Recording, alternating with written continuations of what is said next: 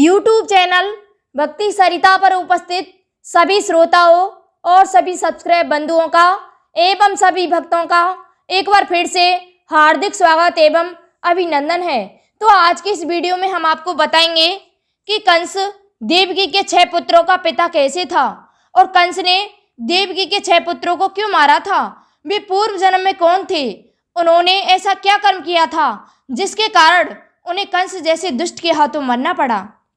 भक्तों, इसे जानने से पहले हमारा आपसे निवेदन है कि यदि आपने अभी तक हमारा चैनल को लाइक, शेयर तथा सब्सक्राइब नहीं किया है और यदि आप हमारे चैनल पर नए हैं तो हमारा निवेदन है कि हमारे चैनल को लाइक, शेयर तथा सब्सक्राइब अवश्य कर दें। साथ ही बेल आइकन को भी प्रेस कर दें जिससे कि आने वाला वीडियो का नोटिफिकेशन आपको मिलता रहे। तो हम आपका समय ना लेते हुए वीडियो प्रारंभ करते हैं।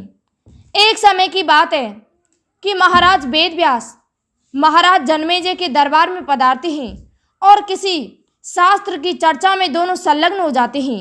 श्रोताओं, उसी समय जन्मेजय महाराज वेदव्यास से कहते हैं कि भगवान, मेरे मन में एक शंका है और मेरे मन की इस शंका का समाधान कीजिए। महाराज वेदव्यास कहने लगे, कहो महाराज, क्या बात है, क्या शंका है तुम्हारे मन में? तो जन्मेजय कहने लगे कि भगवान, मैंने सुना है कि माता देवकी के गर्भ से 8 पुत्रों का जन्म हुआ था, उनमें से 6 पुत्रों को दुष्ट कंस ने मार दिया था। तो प्रभु, ऐसा क्या कारण है कि उन बच्चों को जन्म लेते ही ऐसे दुष्ट के हाथों मरना पड़ा? क्या है इसका रहस्य? क्यों वे जन्म लेते ही काल के ग्रास हो गए?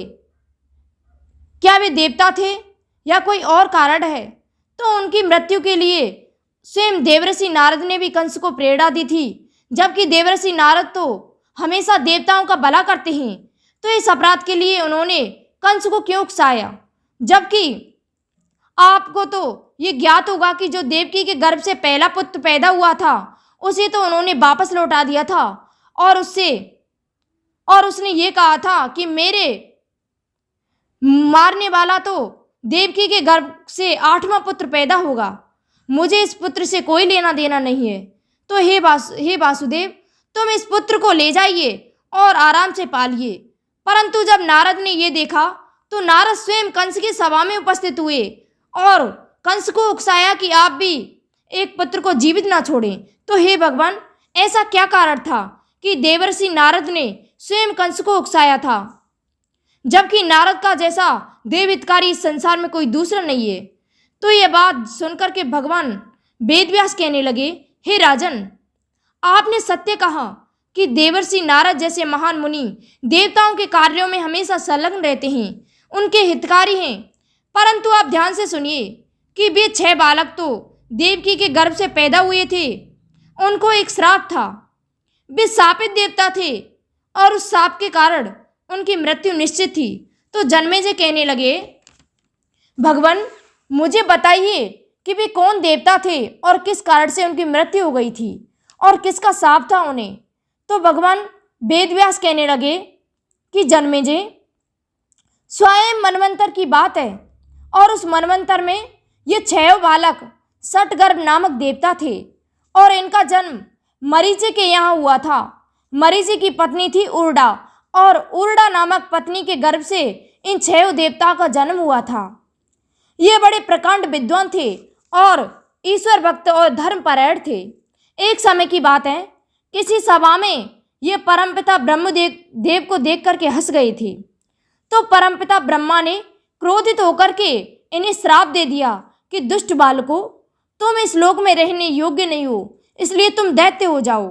तो भक्तों, ब्रह्मदेव ने उस श्राप के कारण 6 सटगर्भ नामक देवता मृत्यु लोक में आ गए और उनका पहला जन्म कालनेमी राक्षस के यहाँ हुआ था। कालनेमी के पुत्र बने और उससे अगला जन्म हिरण्यकश्यप के यहाँ हुआ था। परंतु ईश्वर की कृपा से वे अपना पूर्व ज्ञान नहीं भुला सके, अर्थात उन्हें अपना पूर्व जन्म और पहला ज्ञान याद था, इसलिए वे बड़े शांत और अच्छे तरीके से रहने लगे और उन्होंने ब्रह्मदेव की आराधना प्रारंभ कर दी। घोर आराधना करते करते जब उन्हें बहुत समय बीत गया तो स्वयं ब्रह्मदेव उनसे प्रसन्न हुए और बोले, हे पुत्रों, तुम वरदान मांगो, मैं तुमसे प्रसन्न हूँ। तुम मेरे ही पुत्र थे, क्योंकि मरीचि ब्रह्मा के पुत्र थे और उनके पौत्र थे। षठगर्भ नामक देवता, तुम मेरे ही पौत्र हो, और मैंने तुम्हें क्रोधित होकर के श्राप दे दिया था। उस श्राप के कारण तुम्हें यह दशा प्राप्त हुई। परंतु अब मैं तुम पर प्रसन्न हूँ, तुम वरदान मांगो।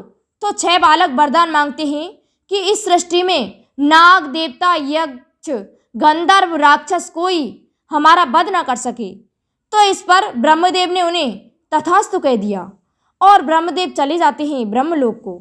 श्रोताओं, जब इस बात का पता हिरण्यकश्यप को चला कि इन पुत्रों ने ब्रह्मदेव की आराधना की थी और ये मुझे भूल गए, इन्होंने मेरा नाम नहीं लिया, क्योंकि हिरण्यकश्यप किसी भी देवता को, किसी भी अपने राज्य के लोगों को देवता का नाम नहीं लेने देता था।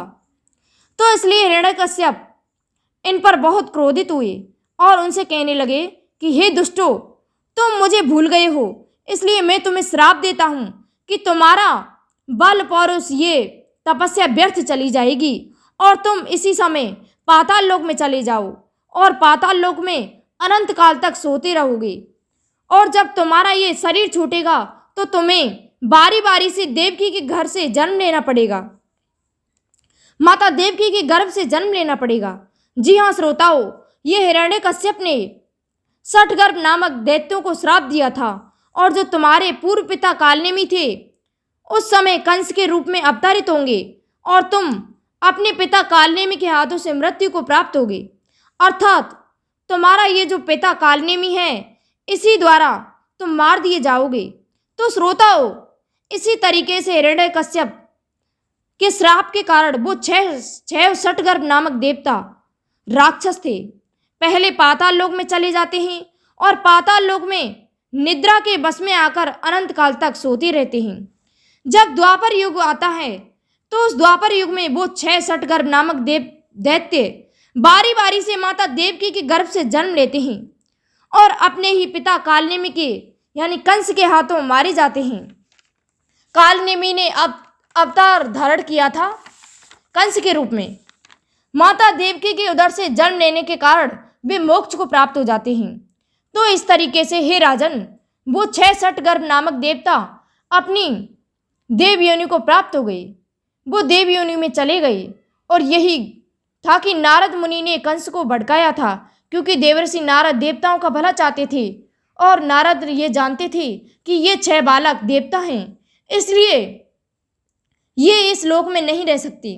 भक्तों, जो 7वें पुत्र हुए थे वे थे देवकी के गर्भ से शेषनाग हुए थे और 5 महीने के बाद गर्भ छीण होने की वजह से उन्हें माता रोहिणी के गर्भ में स्थापित कर दिया गया। और 8वें पुत्र साक्षात पार ब्रह्म श्री विष्णु ने अवतार धारण किया था, वे हुए थे श्री कृष्ण। श्री कृष्ण ने माता देवकी के गर्भ से जन्म लिया था। तो हे राजन, इस प्रकार देवकी के गर्भ से 8 पुत्रों ने जन्म लिया। वे 6 जो पुत्र थे वे षठगर्भ नामक देवता थे। ये हुआ इनका पूर्व जन्म। तो इसी के साथ हमारा वीडियो संपन्न हुआ। धन्यवाद। जय श्री राम।